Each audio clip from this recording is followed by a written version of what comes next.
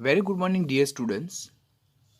આપણે લાસ્ટ લેક્ચરમાં વિદ્યુત ઋણતાની વ્યાખ્યા વિશે લર્ન કર્યું કે જ્યારે બે તત્વો એકબીજા સાથે સહસંયોજક બંધથી જોડાયેલા હોય ત્યારે સહસંયોજક બંધમાં ઇન્વોલ્વ થતા બંધકારક ઇલેક્ટ્રોન યુગ્મને પોતાની તરફ આકર્ષવાની વૃત્તિને શું કહેવામાં આવે છે? વિદ્યુત ઋણતા કહેવામાં આવે છે.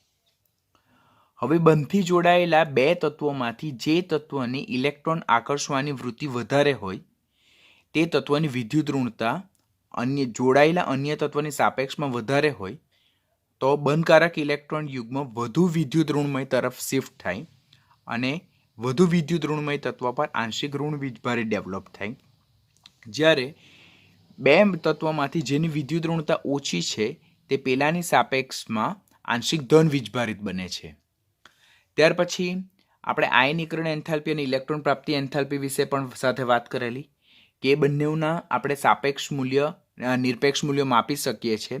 જ્યારે વિદ્યુત ઋણતાને માપી શકાતી નથી તો પણ જુદા જુદા માપક્રમ હેઠળ આપણે વિદ્યુત ઋણતાનું માપન શક્ય બન્યું હતું. તેમાં પોલિંગ માપક્રમ એ સૌથી વધારે વ્યાપકમાં ઉપયોગમાં લેવાતો માપક્રમ હતો.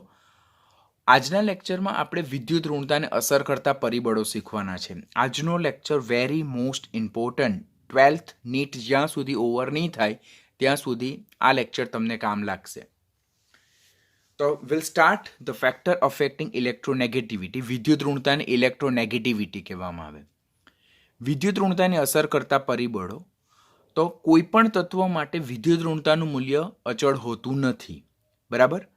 કારણ કે આપેલ તત્વ માટે એની વિદ્યુત ઋણતાનું મૂલ્ય આપેલ સંયોજનમાં તે તત્વ કયા તત્વ સાથે જોડાયેલું છે તેના પર આધારિત છે.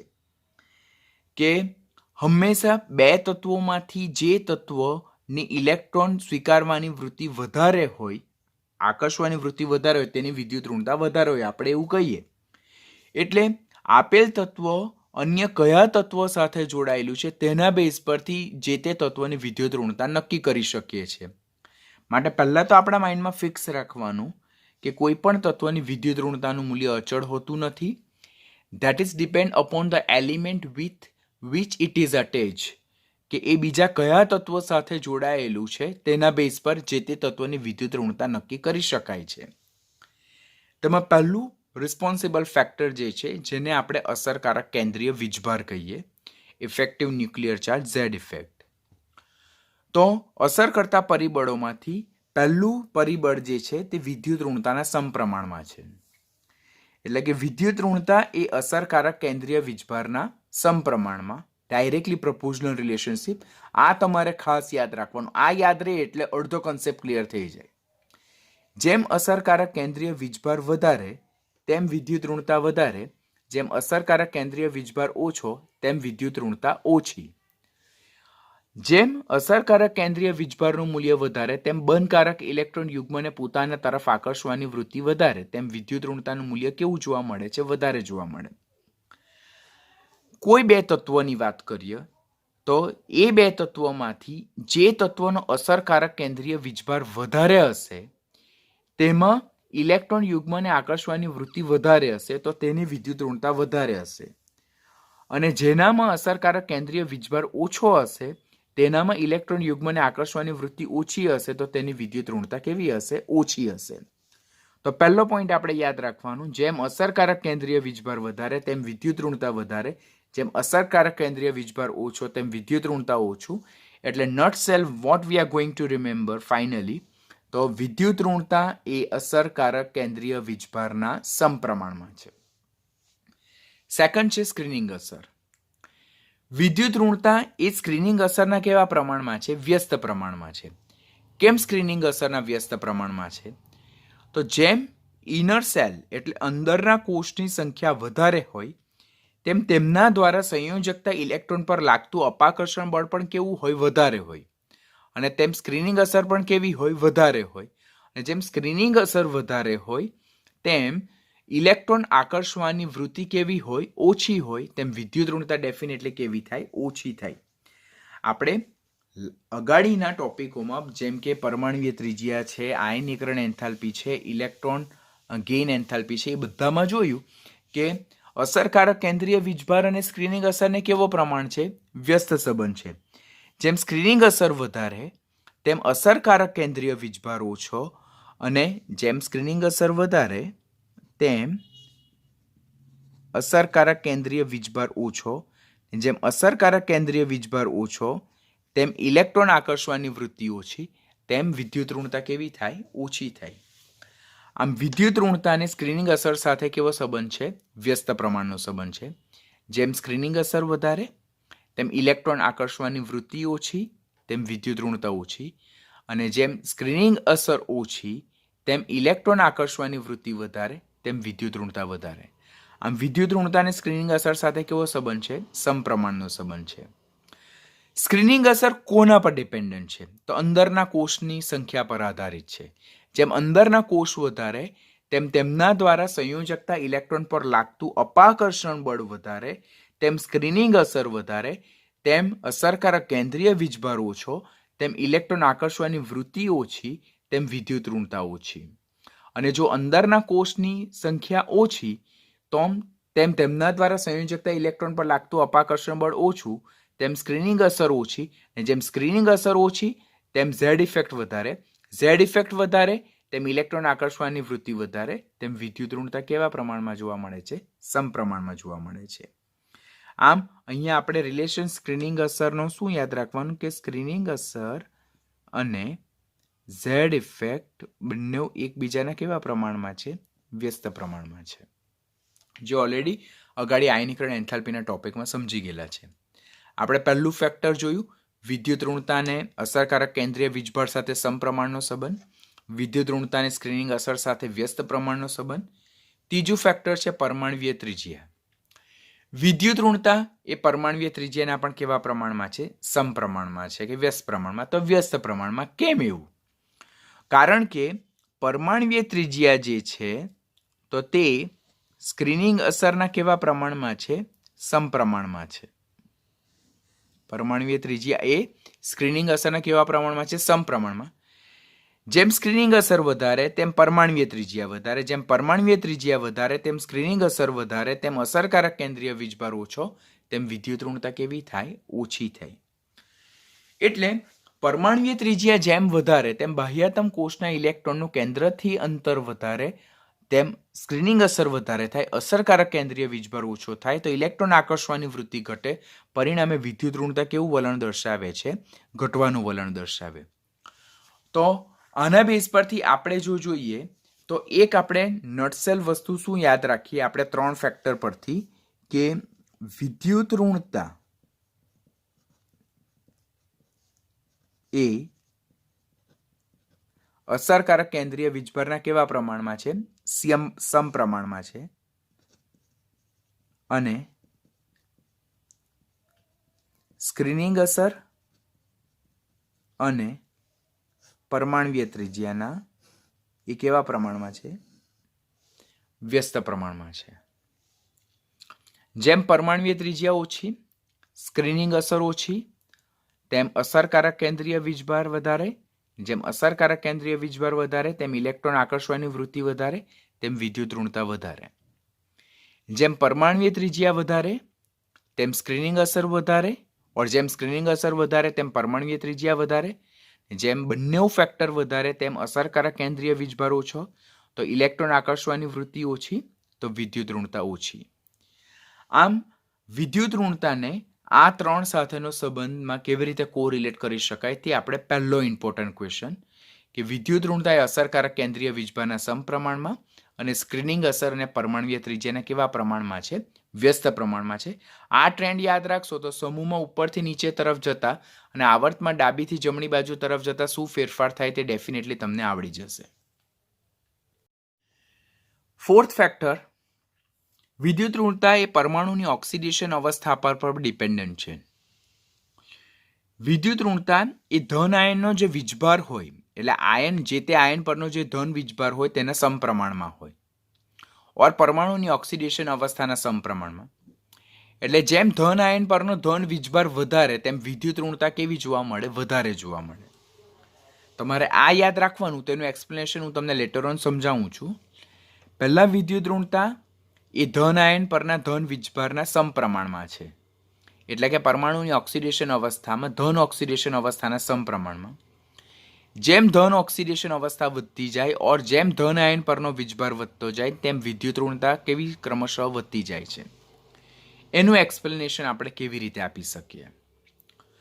તો જેમ જેમ તટસ્થ પરમાણુમાંથી ઇલેક્ટ્રોન ક્રમશઃ દૂર થતા જાય તેમ તેમ અસરકારક કેન્દ્રીય વીજભાર વધતો જાય. કેમ? કારણ કે ઇલેક્ટ્રોન દૂર થતા જાય તો કેન્દ્રના વધારે પ્રોટોન દ્વારા ઓછા ઇલેક્ટ્રોન પર વધારે આકર્ષણ બળ લાગે. તો તેમ તેમ અસરકારક કેન્દ્રીય વીજભાર વધતો જાય તેમ આયનીય કદ ક્રમશઃ કેવું થતું જાય? ઘટતું જાય. તેમ આયનીય કદ જેમ ઘટતું જાય તેમ તેની ઇલેક્ટ્રોન યુગ્મને આકર્ષવાની વૃત્તિ કેવી થતી જાય? વધતી જાય. તેમ વિદ્યુત ઋણતા ક્રમશઃ કેવી થતી જાય છે? વધતી જાય છે. તો પહેલા તો આ ટોપિક આપણે ઓલરેડી આયનીય ત્રિજ્યા અને આયનીકરણ એન્થાલ્પીમાં ઓલરેડી સમજી ગયેલા છે કે કોઈ પણ તટસ્થ પરમાણુ કે જેના કેન્દ્રમાં પ્રોટોન અને સરાઉન્ડિંગમાં ઇલેક્ટ્રોનની સંખ્યા સરખી છે તેમાં જેમ જેમ ઇલેક્ટ્રોન દૂર કરવામાં આવે તેમ તેમ તે પરમાણુમાંથી ઇલેક્ટ્રોનની સંખ્યા ઘટતી જાય. પરંતુ કેન્દ્રમાં પ્રોટોનની સંખ્યા તો હંમેશા અચળ જ રહી. પરંતુ ઇલેક્ટ્રોન જેમ દૂર થતો જાય તેમ કેન્દ્રના વધારે પ્રોટોન દ્વારા ઓછા થતા ઇલેક્ટ્રોન પર આકર્ષણ બળ વધતું જાય. એટલે અસરકારક કેન્દ્રીય વીજભાર વધતો જાય. તેમ અસરકારક કેન્દ્રીય વીજભાર જેમ વધતો જાય તેમ બાહ્યતમ કક્ષાના ઇલેક્ટ્રોન કેન્દ્ર પર આકર્ષણ વધતું જાય. તેમ આયનીય કદ ઘટતું જાય. આયનીય કદ જેમ ઘટતું જાય તેમ ઇલેક્ટ્રોન યુગ્મ આકર્ષવાની વૃત્તિ વધતી જાય અને તેમ વિદ્યુત ઋણતા ક્રમશઃ કેવી થતી જાય છે? વધતી જાય છે. આમ કદ જોઈએ તો તટસ્થ પરમાણુ કરતા એમાંથી બનતા M+1 આયનનું કદ ઓછું, એમાંથી M+2 આયનનું કદ ઓછું અને એના કરતાં M+3 આયનનું કદ ઓછું. કારણ કે જેમ ઇલેક્ટ્રોન 1/1 દૂર થતો જાય તેમ અસરકારક કેન્દ્રીય વીજભાર વધતો જાય તેમ આયનીય ત્રિજ્યા ક્રમશઃ કેવી થતી જાય છે? ઘટતી જાય છે. તો આયનીય ત્રિજ્યા આપણે શું યાદ રાખેલું કે આયનીય ત્રિજ્યા એ ઝેડ ઇફેક્ટના કેવા પ્રમાણમાં છે? વ્યસ્ત પ્રમાણમાં છે. આયનીય ત્રિજ્યા એ અસરકારક કેન્દ્રીય વીજભારના વ્યસ્ત પ્રમાણમાં. જેમ આ વધારે તેમ આ ઓછું, જેમ આ ઓછું તેમ આ વધારે. એટલે જનક પરમાણુ કરતાં એમાંથી બનતા ધન આયનનું કદ હંમેશા ઓછું અને જેમ જેમ ઇલેક્ટ્રોન ક્રમશઃ દૂર થતો જાય ઓર માથા પર જેમ ધન વીજભાર વધતો જાય તેમ તેમ આયનીય કદ ક્રમશઃ કેવું થતું જાય છે? ઘટતું જાય છે. તેવી જ રીતે જેમ આયનીય કદ ઘટતું જાય તેમ અસરકારક કેન્દ્રીય વીજભાર વધતો જાય તેમ ઇલેક્ટ્રોન આકર્ષવાની વૃત્તિ ક્રમશઃ વધતી જાય તેમ વિદ્યુત ઋણતા ક્રમશઃ કેવી થતી જાય છે? વધતી જાય છે. એટલે એમ તટસ્થ પરમાણુ કરતાં એમાંથી બનતા ધન આયનની વિદ્યુત ઋણતા વધારે, એમાંથી બનતા ડાયવેલેન્ટ એટલે જેના માથા પર ચાર્જ +2 છે તેની વિદ્યુત ઋણતા વધારે અને એમાંથી બનતા ટ્રાયવેલેન્ટ એટલે કે ત્રિસંયોજક એટલે જેના માથા પર ચાર્જ +3 આયન છે તેની વિદ્યુત ઋણતા વધારે. એટલે in short vote we are going to remember કે જેમ ધન આયનમાં માથા પર ધન વીજભારનું મૂલ્ય વધતું જાય તેમ વિદ્યુત ઋણતા ક્રમશઃ કેવી થતી જાય છે? વધતી જાય છે. કેમ વધતી જાય? તો ઓલરેડી આપણે સમજ્યા કે જેમ તટસ્થ પરમાણુમાંથી ઇલેક્ટ્રોન દૂર થતા જાય ધન વીજભારનું માથા પર ધન વીજભારનું મૂલ્ય વધતું જાય તેમ આયનીય કદ ઘટતું જાય. આયનીય કદ જેમ ઘટતું જાય તેમ અસરકારક કેન્દ્રીય વીજભાર વધતો જાય. અસરકારક કેન્દ્રીય વીજભાર જેમ વધતો જાય તેમ ઇલેક્ટ્રોન આકર્ષવાની વૃત્તિ વધતી જાય. ઇલેક્ટ્રોન આકર્ષવાની વૃત્તિ વધતી જાય તેમ વિદ્યુત ઋણતા ક્રમશઃ વધતી જાય. માટે આ બધા સિક્વન્સ તમે ખાસ યાદ રાખજો પ્લીઝ. આપણી ટેક્સ્ટબુકમાં આટલું ડિટેલમાં નથી સમજાવેલું. ટોપિકને પરફેક્ટલી ડાયજેસ્ટ કરવો હોય તો હું જે વેમાં તમને લઈ જાઉં છું તે વેમાં તમારે યાદ રાખવાનું રહેશે. કે જેમ કે મારી પાસે આયન છે એમાંથી બનતો ફેરસ આયન છે ને એમાંથી બનતો ફેરિક આયન છે. Fe+2 ને ફેરસ આયન કહેવાય ને Fe+3 ને ફેરિક આયન કહેવાય. This is ferrous and this is ferric. તો એમની વિદ્યુત ઋણતાને જો આપણે કમ્પેર કરીએ તો જો એકલો આયન પરમાણુ છે તો તેની વિદ્યુત ઋણતા 1.8, એમાંથી બનતા Fe+2 ની વિદ્યુત ઋણતા 1.83, એમાંથી બનતા Fe+3 ની વિદ્યુત ઋણતા 1.96 છે. એટલે જેમ માથા પર ધન વીજભાર કેટાયન એટલે ધન આયન પોઝિટિવ આયન જેમ ધન આયનમાં માથા પર ધન વીજભારનું મૂલ્ય વધતું જાય તેમ વિદ્યુત ઋણતા ક્રમશઃ કેવી થતી જાય છે? વધતી જાય. સ્ટેટમેન્ટ યાદ રાખતો. જેમ ધન આયનમાં માથા પર ધન વીજભારનું મૂલ્ય વધતું જાય છે તેમ અસરકારક કેન્દ્રીય વીજભાર વધતો જાય છે, તેમ ઇલેક્ટ્રોન આકર્ષવાની વૃત્તિ વધતી જાય છે, તેમ વિદ્યુત ઋણતા ક્રમશઃ વધતી જાય છે. આમ વિદ્યુત ઋણતા એ ધન આયનના વીજભારના સમપ્રમાણમાં છે. જેમ ધન આયનનો વીજભાર એટલે કે ધન આયનના માથા પરનો ધન વીજભાર જેમ વધતો જાય તેમ વિદ્યુત ઋણતા ક્રમશઃ કેવી થતી જાય છે? વધતી જાય છે. એનાથી અપોઝિટમાં વિદ્યુત ઋણતા એ ઋણ આયનના વીજભારના વ્યસ્ત પ્રમાણમાં છે. એટલે કે આયન પરનો ઋણ વીજભાર જેમ વધતો જાય તેમ વિદ્યુત ઋણતા ક્રમશઃ કેવી થતી જાય છે? ઘટતી જાય છે. તો આપણને એમ થાય કે વાય ઇટ ઇઝ હેપન. તો કદમાં જો જોઈએ તો ઋણ આયન પર જેમ ઋણ વીજભાર વધતો જાય તેમ એનું આયનીય કદ ક્રમશઃ વધતું જાય છે. આયનીય કદમાં ઓલરેડી જોઈ ગયા. તો કદ જોઉં તો એક્સ કરતાં એમાંથી બનતા એક્સ માઇનસનું કદ વધારે, એમાંથી બનતા એક્સ માઇનસ 2નું કદ વધે. એનું રીઝન શું? કેમ કદ વધતું જાય?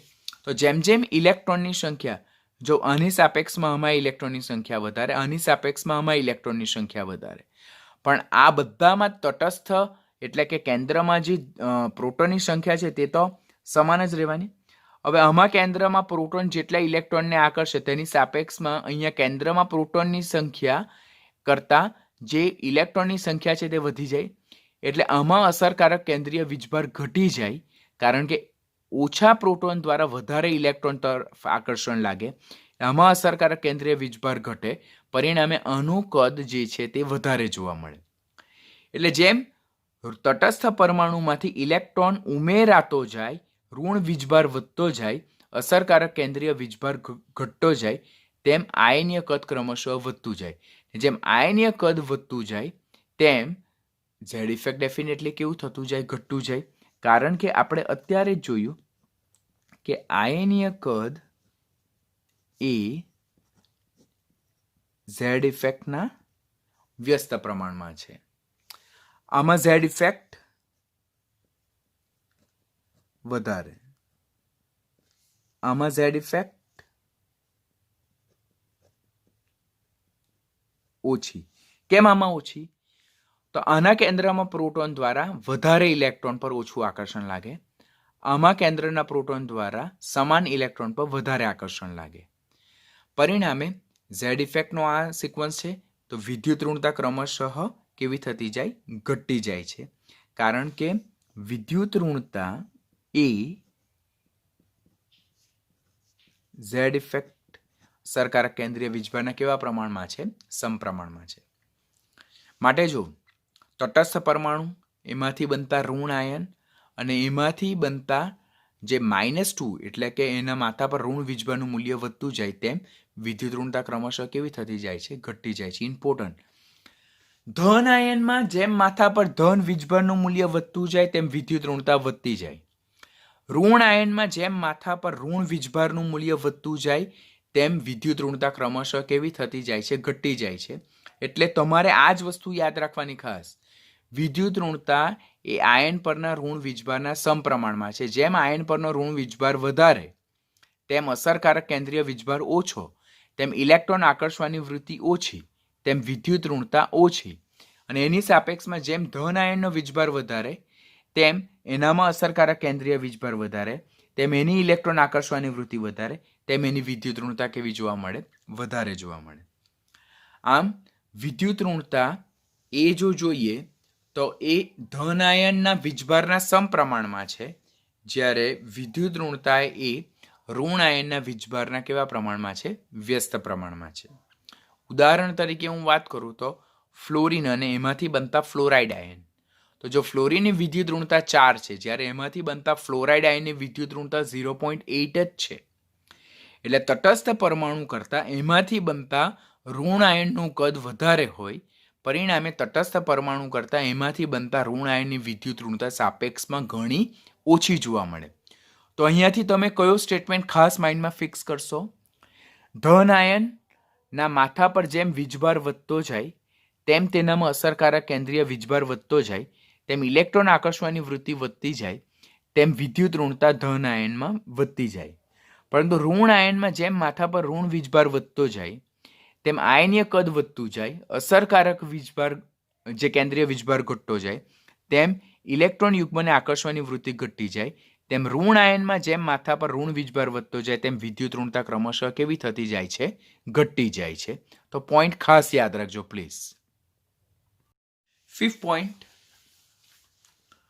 અણુમાં રહેલ પરમાણુનું સંકરણ, that is hybridisation state of an atom in a molecule. તમે ઓલરેડી ચેપ્ટર નંબર 4માં એ ટોપિક વિશે લર્ન કર્યું હશે ને ઓર્ગેનિકમાં પણ તમે એ ટોપિક વિશે લર્ન કર્યું જ હશે. કે અહીંયા જો કે હાઇડ્રોકાર્બન છે, હાઇડ્રોકાર્બનમાં આલ્કેન આવે, આલ્કીન આવે, આલ્કાઇન આવે. આલ્કેન જેમાં કાર્બન અને કાર્બન વચ્ચે સિંગલ બોન્ડ, આલ્કીનમાં કાર્બન કાર્બન વચ્ચે ડબલ બોન્ડ અને આલ્કાઇનમાં કાર્બન કાર્બન વચ્ચે ટ્રિપલ બોન્ડ જોવા મળે. હાઇબ્રિડાઇઝેશન સ્ટેટ જો જોઈએ આપણે તો આલ્કેનમાં કાર્બનનું સંકરણ sp3 છે, આલ્કીનમાં કાર્બનનું સંકરણ sp2 છે અને આલ્કાઇનમાં કાર્બનનું સંકરણ sp છે. S લાક્ષણિકતા, that is percentage of S characteristic, તો આલ્કેનમાં 25%, આલ્કીનમાં 33.33% અને આલ્કાઇનમાં 50%. કેવી રીતે? તો ઓર્ગેનિક કેમિસ્ટ્રીમાં તમે લર્ન કર્યું હશે. અને વિદ્યુત ઋણતા જો કાર્બનની જોઈએ આપણે તો આલ્કેનમાં કાર્બનની વિદ્યુત ઋણતા 2.48 છે, આલ્કીનમાં કાર્બનની વિદ્યુત ઋણતા 2.75 છે, જ્યારે આલ્કાઇનમાં કાર્બનની વિદ્યુત ઋણતા 3.25 છે. હું શું કહેવા માંગુ છું તો તમને ખબર પડે. આપણી પાસે 3 પ્રકારના હાઇડ્રોકાર્બન છે. એક આલ્કેન જેમાં કાર્બન કાર્બન વચ્ચે સિંગલ બોન્ડ જોવા મળે, એક આલ્કીન જેમાં કાર્બન કાર્બન વચ્ચે ડબલ બોન્ડ જોવા મળે અને એક આલ્કાઇન જેમાં કાર્બન કાર્બન વચ્ચે ટ્રિપલ બોન્ડ જોવા મળે. આલ્કેનમાં કાર્બનનું સંકરણ sp3 કેવી રીતે તે તમે ઓર્ગેનિક કેમિસ્ટ્રીમાં લર્ન કર્યું છે. આલ્કીનમાં કાર્બનનું સંકરણ sp2 છે અને આલ્કાઇનમાં કાર્બનનું સંકરણ sp સંકરણ છે. જેમ sp3 માંથી sp2 માંથી sp સંકરણ તરફ જઈએ તેમ પર્સન્ટેજ ઓફ S કેરેક્ટરિસ્ટિક ક્રમશઃ ઘટતી જાય છે. જો અહીંયા 3 p કક્ષક, એક S કક્ષક છે એટલે આમાં S પર્સન્ટેજ 25% છે. આમાં 2 p કક્ષક દીઠ એક S કક્ષક છે, માટે આમાં S લાક્ષણિકતા S પર્સન્ટેજ એ 33.33 છે. આમાં એક p કક્ષક દીઠ એક S કક્ષક છે સંકરણમાં, તો એમાં જે પર્સન્ટેજ ઓફ S કેરેક્ટરિસ્ટિક છે તે 50% છે. એટલે જેમ આલ્કેનથી આલ્કીનથી આલ્કાઇન તરફ જઈએ તેમ સંકરણ જેમ sp3 માંથી sp2 માંથી sp તરફ જઈએ તેમ percentage of S characteristic increase થતી જાય અને જેમ પર્સન્ટેજ ઓફ S કેરેક્ટરિસ્ટિક વધતી જાય તેમ વિદ્યુત ઋણતા ક્રમશઃ વધતી જાય છે. જો આલ્કેનમાં કાર્બનની વિદ્યુત ઋણતા 2.48, આલ્કીનમાં કાર્બનની વિદ્યુત ઋણતા 2.75 અને આલ્કાઇનમાં કાર્બનની વિદ્યુત ઋણતા કેવી છે એ 3.25 જોવા મળે. એમ જેમ આપણે આલ્કેનથી આલ્કીનથી આલ્કાઇન તરફ જઈએ તેમ percentage of S characteristic increase થાય અને જેમ percentage of S characteristic increase થાય તેમ વિદ્યુત ઋણતા ક્રમશઃ કેવી થતી જાય છે? વધતી જાય, કારણ કે electronegativity is directly proportional two S characteristic. જેમ S લાક્ષણિકતા વધારે તેમ ઇલેક્ટ્રોનેગેટિવિટી વધારે. જો આલ્કાઇન જે છે તેમાં S લાક્ષણિકતા 50% છે તો તેમાં કાર્બનની વિદ્યુત ઋણતા 3.25 જોવા મળે. આલ્કેનમાં S લાક્ષણિકતા 25% છે તો જો એમાં કાર્બનની વિદ્યુત ઋણતા 2.48 જોવા મળે. એટલે જેમ S લાક્ષણિકતા વધતી જાય તેમ વિદ્યુત ઋણતા જે તે મધ્યસ્થ પરમાણુની વધતી જાય, કારણ કે electronegativity is directly proportional two S characteristic.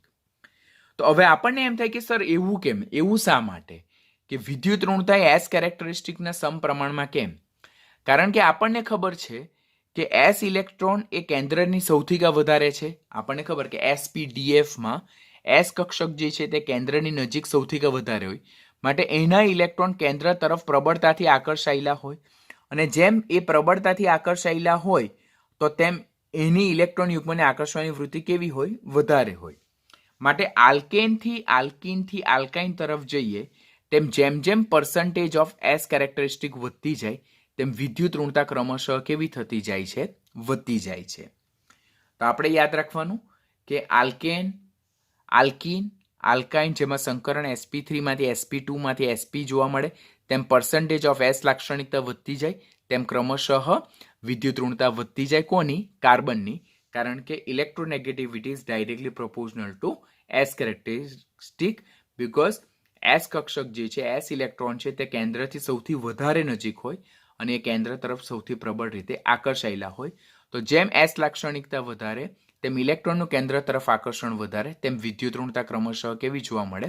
વધારે જોવા મળે છે. 6 point nature of the substituents attached to the central atom એટલે મધ્યસ્થ પરમાણુ સાથે જે અન્ય પરમાણુઓ જોડાયેલા છે તેના સ્વભાવ પર. એ ઓલરેડી પુરવાર થયેલું છે કે વિદ્યુત ઋણતા એ સ્વતંત્ર પરમાણુનો ગુણધર્મ નથી, પરંતુ કોઈ પણ તત્વની વિદ્યુત ઋણતા એ તત્વ અન્ય કયા પરમાણુ સાથે જોડાયેલો છે તે જોડાયેલા પરમાણુના સ્વભાવ અને તેની સંખ્યા પર આધારિત છે. આપણે ઓલરેડી વિદ્યુત ઋણતાની ડેફિનેશન શું શીખ્યા કે સહસંયોજક બંધથી જોડાયેલા બે તત્વોમાંથી જે તત્વોની ઇલેક્ટ્રોન યુગ્મ બંધકારક ઇલેક્ટ્રોન યુગ્મની આકર્ષવાની વૃત્તિ વધારે હોય તેની વિદ્યુત ઋણતા વધારે હોય. એટલે સહસંયોજક બંધમાંના બંધકારક ઇલેક્ટ્રોન યુગ્મને પોતાની તરફ આકર્ષવાની વૃત્તિની પ્રબળતાના માપનને શું કહેવામાં આવે છે? વિદ્યુત ઋણતા. એટલે વિદ્યુત ઋણતા એ બોન્ડેડ એટમ એટલે કે જે જોડાયેલ તત્વ એની જોડાયેલી સ્થિતિમાં હોય તેની સાથે સંકળાયેલ ગુણધર્મ છે. આઇસોલેટેડ સ્ટેટમાં એ પોતે સ્વતંત્ર તત્વ તરીકે હોય ત્યારે તેનો ગુણધર્મ નથી. તો ડેફિનેટલી કોઈ પણ તત્વની વિદ્યુત ઋણતા એ તત્વના પરમાણુ સાથે અન્ય પરમાણુ જે જોડાયેલો છે તેના સ્વભાવ પર અને એ જોડાયેલા પરમાણુઓની સંખ્યા પર આધારિત છે. જેમ કે આપણે વિદ્યુત ઋણતા જોઈએ તો આપણી પાસે એક સંયોજન CF3Br છે. CF3Br માં જો કે કાર્બન આપણી પાસે 3 ફ્લોરિન પરમાણુ સાથે અને 1 બ્રોમિન પરમાણુ સાથે જોડાયેલો છે. અને એવું બીજું સંયોજન છે CH3Br કે જેમાં કાર્બન એ 3 હાઇડ્રોજન પરમાણુ સાથે અને બ્રોમિન પરમાણુ સાથે જોડાયેલું. હવે આ બે સંયોજનમાં ફરક શું આવ્યો? આમાં પણ કાર્બન છે, આમાં પણ કાર્બન છે, આમાં પણ બ્રોમિન છે, આમાં પણ બ્રોમિન છે, પરંતુ અહીંયા કાર્બન સાથે જોડાયેલ તત્વ કોણ છે? ફ્લોરિન છે. જ્યારે આમાં કાર્બન સાથે જોડાયેલ તત્વ કોણ છે? હાઇડ્રોજન છે. કાર્બન અને ફ્લોરિનમાં ફ્લોરિનની વિદ્યુત ઋણતા વધારે છે. એ પોલિંગ માપક્રમ પ્રમાણે આપણે જાણી શકીએ, જે આપણે નેક્સ્ટ લેક્ચરમાં જોવાના છે. અત્યારે એટલું જ યાદ રાખો કે કાર્બન અને ફ્લોરિનમાં ફ્લોરિનની વિદ્યુત ઋણતા વધારે છે. એટલે બંધકારક ઇલેક્ટ્રોન યુગ્મ કોના તરફ આકર્ષાય છે? ફ્લોરિન તરફ આકર્ષાય છે. જેને કારણે કાર્બન અને બ્રોમિનમાં પણ વિદ્યુત ઋણતા કોની વધારે? બ્રોમિનની વધારે છે. એટલે આ જે કાર્બન જે છે તેના પર +4 વીજભાર ડેવલપ થાય. કેમ? તો કાર્બન અને ફ્લોરિનમાં ફ્લોરિનની વિદ્યુત ઋણતા વધારે, કાર્બન અને બ્રોમિનમાં બ્રોમિનની વિદ્યુત ઋણતા વધારે. એટલે જે બંધકારક ઇલેક્ટ્રોન યુગ્મ જે આ 4 બંધ જે જોવા મળે તેમાં ફ્લોરિન ફ્લોરિન ફ્લોરિન અને બ્રોમિન તરફ જાય. એને કારણે ફ્લોરિન આંશિક ઋણ વિજભારિત આંશિક ઋણ વિજભારિત આંશિક ઋણ વિજભારિત -1 -1 -1 તો ત્યારે એવા કિસ્સામાં કાર્બન શું બની જાય? આપણું +4 બની જાય. હવે આમાં જો કાર્બનની વાત કરીએ આપણે તો કાર્બન અને બ્રોમિનમાં બ્રોમિન માઇનસ બને અને કાર્બન કેવું બને છે? પ્લસ વીજભાર, બીકોઝ કાર્બન અને હાઇડ્રોજનમાં કાર્બનની વિદ્યુત ઋણતા વધારે છે. એટલે આપણી પાસે CF3Br સંયોજન છે અને CH3Br સંયોજન છે. તો તેમાં CF3Brમાં જે ફ્લોરિનની વિદ્યુત ઋણતા વધારે હોવાને કારણે એમાં જે કાર્બન જે છે તેની આંશિક ધન વીજભાર જે છે એટલે જે પોઝિટિવ કેરેક્ટરિસ્ટિક છે તે વધારે છે. કોની સાપેક્ષમાં? આની સાપેક્ષમાં.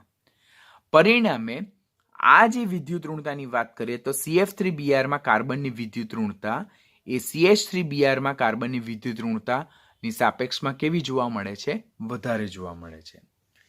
એટલે અહીંયા સરાઉન્ડિંગમાં જોડાયેલા જે પરમાણુ છે તેની વિદ્યુત ઋણતા વધારે હોવાને કારણે આમાં કાર્બનની વિદ્યુત ઋણતા વધારે બની જાય. તો તે તમે ઓલરેડી ઓર્ગેનિક કેમિસ્ટ્રીમાં બહુ ડિટેલમાં શીખ્યા હશો. એવી જ રીતે PF5માં પણ ફોસ્ફરસની વિદ્યુત ઋણતા એ PCl3માં ફોસ્ફરસની વિદ્યુત ઋણતાની સાપેક્ષમાં વધારે જોવા મળે. કેમ? તો આમાં ફોસ્ફરસ સાથે ફ્લોરિન જોડાયેલું છે, આમાં ફોસ્ફરસ સાથે ક્લોરિન જોડાયેલું છે. ફ્લોરિન અને ક્લોરિનમાં ફ્લોરિનની વિદ્યુત ઋણતા વધારે હોય. નેક્સ્ટ લેક્ચરમાં આપણે શીખવાના છે. તો આમાં ફોસ્ફરસ સાથે જોડાયેલ તત્વ ફ્લોરિનની વિદ્યુત ઋણતા વધારે છે. વધુમાં અહીંયા ફોસ્ફરસ સાથે 3 ક્લોરિન પરમાણુ જોડાયેલા છે, અહીંયા ફોસ્ફરસ સાથે 5 ફ્લોરિન પરમાણુ જોડાયેલા છે. એને કારણે આમાં ફોસ્ફરસ સાથે જોડાતા તત્વોની વિદ્યુત ઋણતા વધારે હોવાથી, વધુમાં આની સાપેક્ષમાં જોડાતા તત્વોની સંખ્યા વધારે હોવાથી P ફોસ્ફરસ પેન્ટાફ્લોરાઇડમાં ફોસ્ફરસની વિદ્યુત ઋણતા એ ફોસ્ફરસ ટ્રાયક્લોરાઇડમાં જોવા મળતા ફોસ્ફરસની વિદ્યુત ઋણતા કરતાં કેવી જોવા મળે છે? વધારે જોવા મળે છે. ગેટિંગ હું શું કહેવા માંગુ છું? મારી પાસે ફોસ્ફરસ પેન્ટાફ્લોરાઇડ છે અને ફોસ્ફરસ ટ્રાયક્લોરાઇડ છે. અહીંયા કેટલા ફ્લોરિન પરમાણુ છે? તો અહીંયા ફોસ્ફરસ સાથે 5 ફ્લોરિન પરમાણુ જોડાયેલા છે. અહીંયા ફોસ્ફરસ સાથે 3 ક્લોરિન પરમાણુ જોડાયેલા છે. એટલે અહીંયા ઓલરેડી જોડાતા વિદ્યુત ઋણમય તત્વોની સંખ્યા વધારે છે.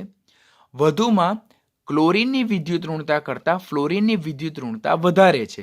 તો હવે તમારા માઇન્ડમાં તરત જ ક્વેશ્ચન જનરેટ થાય, સર એ મને કેવી રીતે ખબર પડે? તો પોલિંગ માપક્રમ પ્રમાણે જુદા જુદા તત્વોને વિદ્યુત ઋણતાના અંક આપેલા છે, જે આપણે નેક્સ્ટ લેક્ચરમાં હું તમને શીખવીશ.